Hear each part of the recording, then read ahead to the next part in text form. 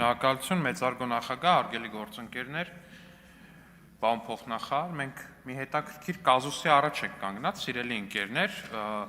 ելույթ չի վերաբերվելու թեմային։ Ուրեմն տեսեք ինչ իրավիճակ է։ Հայաստանի Հանրապետությունում փաստորեն կան մարդիկ, բոլորս էլ գիտենք, որ կան մարդիկ, ովքեր այս կամ այն առողջական խնդրի պատճառով կամ այս կամ այն առողջական խնդրի մասին փաստող տեղեկանքի բերումով չեն անցել զինվորական ծառայություն Հայաստանի Հանրապետության զինված ուժերում։ Այդ տեղեկանքները մի մասինը իրավացի են, այդ տեղեկանքները փաստական հենք ունեն։ Մի մասինը բոլորիս համար էլ գաղտնիք չի, ոչ մեկի համար գաղտնիք չի, որ այդ տեղեկանքների մի մասը ակնհայտ կեղծ է։ Եվ փաստացի մենք բախվել ենք մի իրավիճակի հետ, որ քննչական մարմինները չունեն լծակ մարդուն պարտադիր ասեն անցի ես բժշկական զննությունը։ Այսինքն մենք այս պահին հենց կոնկրետ տենց քաղաքական իրավիճակ ունենք որպես այդպեսին, ինչպես գիտեք, Ռուսաստանցի օլիգարխ Սամվել Կարապետյանի եղբորորդին Նարեկ Կարապետյանը բանակում չի ծառայել առողջական ինչ-որ տեղեկանքի հիման վրա։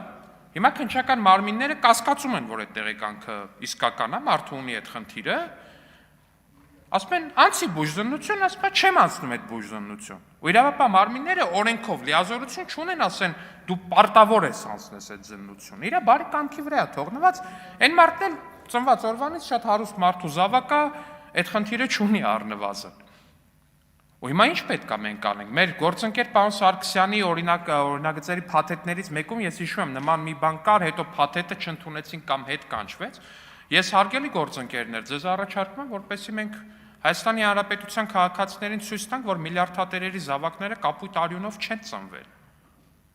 Ինչ-որ կեղծ տեղեկանքներով բանակից ազատվեն, հետո այդ կեղծ տեղեկանքների համար կրկնակի բուժզննությունից հրաժարվեն եւ այլն։ Պարոն Սարգսյան, ես ձեզ առաջարկում եմ այդ օրինագիծը կամ դուք բերեք, կամ իրար հետ բերենք, չգիտեմ, ես պատրաստ եմ, վստահ եմ գործընկերներն էլ կմիանան, որովհետեւ